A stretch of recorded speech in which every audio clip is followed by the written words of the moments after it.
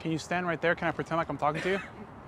Just for like 2 minutes? Ask me a question about Visvim. I'm gonna help you, but you gotta let me do my work after. You can't just be like, I'm done. For how long? All right, give me 20 minutes. I haven't done anything. If you're good with that, then I'll sit here. I'll help you. It's gonna be a long lunch. I don't care. I love it. All right, go. Ask me a question. Welcome back, everyone, to the Visvim Pioneer channel. My name is Brian, and today we're going to be taking a look at one of the more hyped releases from the ICT line. So the three silhouettes that are widely considered to be the most popular releases amongst Visvim's ICT line are the Grizzly boot, the T.W.O boot, as well as the Brigadier boot. Today we're going to be taking a look at the T.W.O boot. So this silhouette is widely referred to as a T.W.O boot, but really it's an abbreviation for the Wild Ones. So before I dive deep into the particulars of this release, I just wanted to talk a little bit more about, my experience with trying to acquire this model. So as I mentioned earlier, there's very specific styles that collectors are looking for when acquiring some of these Visvim ICT releases. And the T.W.O boot is considered one of the more harder pieces to acquire. So up until recently, Hiroki was wearing the T.W.O boot pretty religiously, and so it gained a cult following, and a lot of people that wanted to mimic his style and aesthetic really gravitated towards this silhouette, and it just made it a lot harder to purchase some of the more special releases and some of the better leather combinations for this particular model. One of the other reasons is that the engineer boot style in general has seen a vast growth in popularity. It's not just Visvim, it's also brands like John Lofgren, Brian the Bootmaker with Roll Club, Attractions. A lot of different manufacturers are seeing an increase in demand for the engineered boot. The other thing with ICT is that these silhouettes don't necessarily drop every year. There can be gaps in time where there's no release for a particular model, and so it kind of, you kind of have to buy it when you have the chance to. The other thing about it is also you don't really get to select the amount of damage that's done to your boot.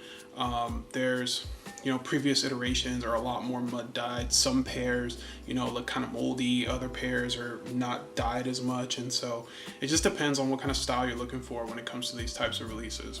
So for example, the Grizzly boot release from 2021 looked like it was kind of falling apart, which looks cool, like once they sew it all back together and kind of patch it up, it gave it a nice effect. But for those that thought that that was maybe a little too much, the following release from 2023 maybe fit their, style a little bit more. But with the T.W.O boot, there was a release that I had the opportunity to acquire in 2022, but they were extremely soaked in mud. And so the leather shrank and it was damage processed extremely heavily. I have very wide feet, which leads us to another reason why this particular pair is pretty rare. This is a US size 12. For those of you that don't know, a size 12 in Visvim releases in general are pretty rare, but in these particular models, it's even more rare. They just don't make that many of them. And I believe I might have been, one of the handful of people that actually was able to get this particular pair here in the US in a size 12.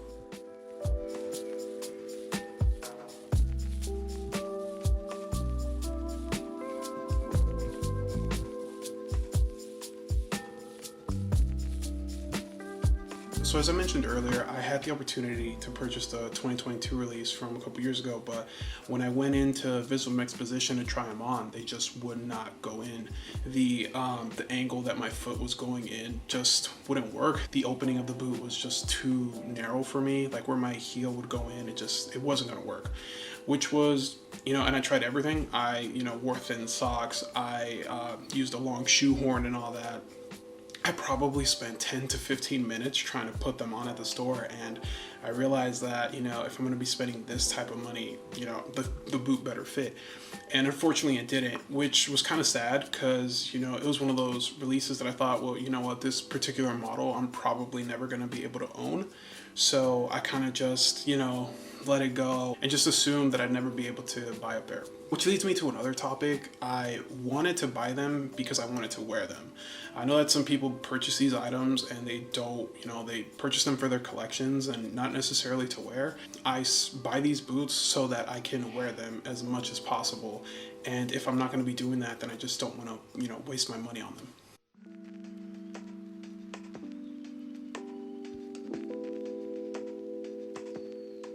So a couple years later, Janique at Visvim, she reaches out to me and she lets me know that there's another size 12 that I could try on. I was kind of doubtful that they would fit, but I thought, you know what, let's just give it another shot. When I received pictures of the boot, I saw that it was much less damage process than the previous pair, so I was thinking that maybe the leather hadn't shrunk as much and that maybe they could work. So I go to the store, I try on the boot, and after, you know, not 10 to 20 minutes, but like 2 to 5 minutes of, you know, attempting to put them on, I was able to get the boots on. And immediately my feet were in pain. I knew I was going to have to break them in extensively, but I just love the look of the top-down view of the boot. It's just very sleek, almost dressy in a way. And immediately I fell in love with the silhouette and how they looked. So I decided to purchase them. I believe retail on these was $2,180 or something like that. After taxes, it was close to $2,500, which is pretty crazy when you think about it. It's really hard to justify that price point, and I'm not going to try to justify it. It's, you know, it's pretty steep. Can I talk to you about how I try to justify that these boots are $2,500, but it's pretty much impossible? I'm your wrong target demographic, Brian. That's nice. You like this? Yeah. But with that being said, I wanted to make sure that they would fit, that I would wear them every day, and to really get my money's worth. You know, I wore them out the store that very day, not just because I was really excited to own them, but because I kind of didn't want to take them off because I wasn't sure if I'd be able to put them back on. And I wore them probably for like at least a few months, like every single day. I want to say by week 2 or 3, they were finally loose enough to where, all right, it's pretty comfortable wearing. I don't have to swap out to a pair of sandals at work. Like I can wear them throughout the entire day. And once they were completely broken in, these boots fit like a glove. They're one of the more special releases that Visvim makes, just period, but they're also a really nice pair of boots that remind me of the daily use and versatility that this particular style provides and how versatile they could be in my wardrobe. With all that being said, here's the TWO boot from 2024. So these are composed of a vegetable tan Belgian cowhide leather.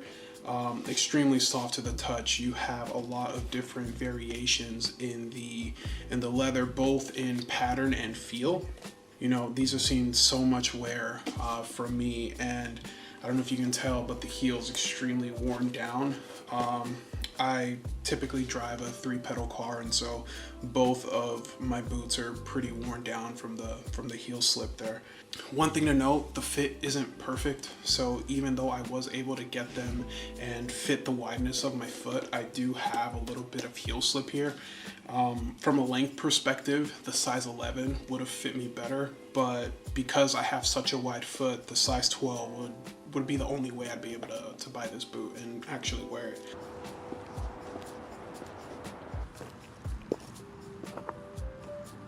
If you're just looking at it, it looks like an old, you know, dirty boot, which is cool, you know, like that's something that I like. Do I think these are worth the hype that they get? You know, the answer is kind of tricky, yes and no. As I mentioned earlier, it's really hard to justify the price point, especially here in the US. But I mean, once you have them on, I can speak for myself. I'm extremely confident in these. These are, you know, extremely sleek. They're really wonderful to look at. You know, if you can really spend time looking at all the different details on them, and they're just extremely versatile in the way that they wear.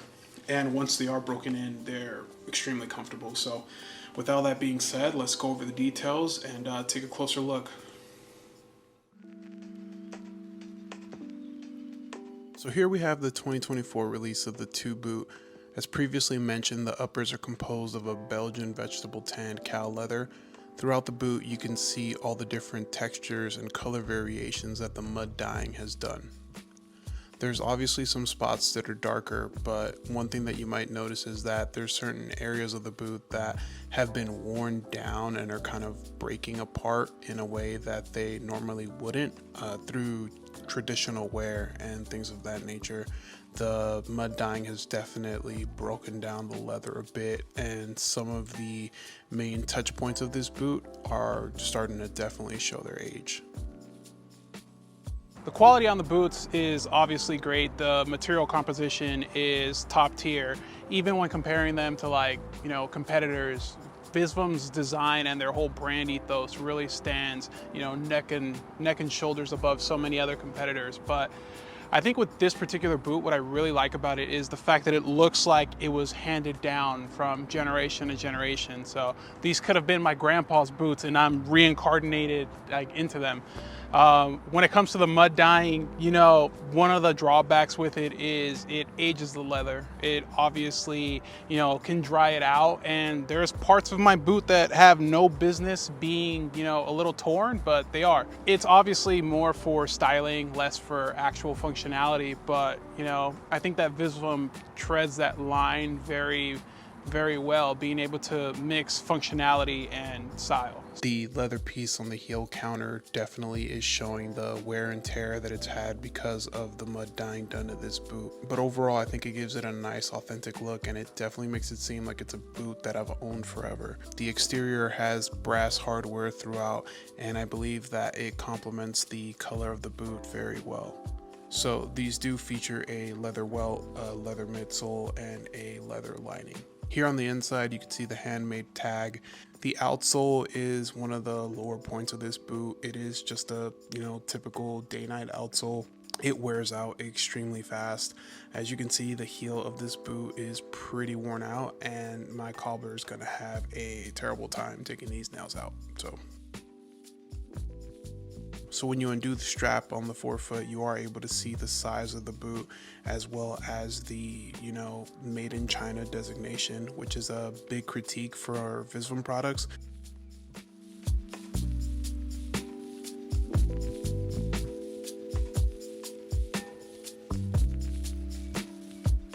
These boots can see all types of terrain. Clearly I'm in rocks now, but you know, if I wanted to, I could be in mud, I could be in sand. These things are going to really hold up.